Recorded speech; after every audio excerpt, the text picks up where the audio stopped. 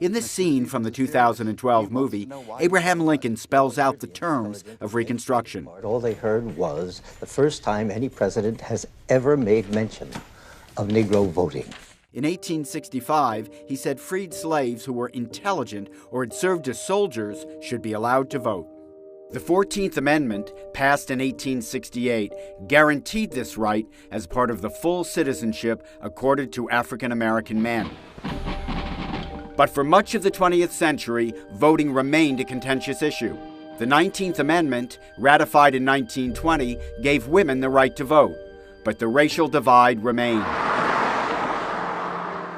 Some states continued to limit voting, either through measures like the poll tax or direct intimidation of African American voters.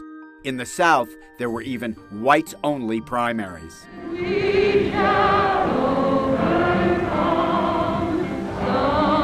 someday.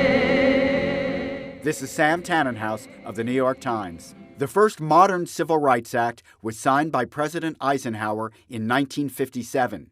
It created a federal commission authorized to enforce voting rights.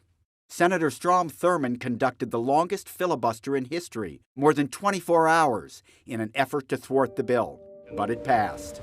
The location for the meeting with Senator Rubicon. Still, voting was not equal for all. Massive resistance in the Deep South was organized to keep blacks from the polls, and legal enforcement was hampered by all-white juries.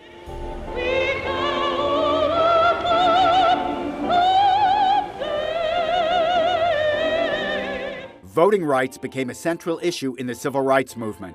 I think this march will go down as one of the greatest.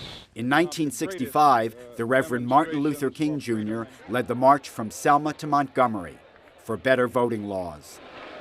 The nation was shocked by images of the marchers being attacked. And less than 5 months later, President Lyndon Johnson signed the Voting Rights Act of 1965. It barred states and districts from curtailing the vote on the basis of race, color, or language. It is wrong, deadly wrong, to deny any of your fellow Americans the right to vote in this country.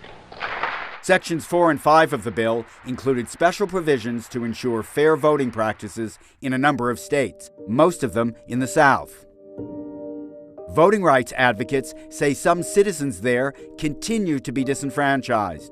But the Supreme Court's close ruling on Tuesday, striking down Section 4, suggests that conditions have changed since 1965, and it is left to Congress to reconsider the act.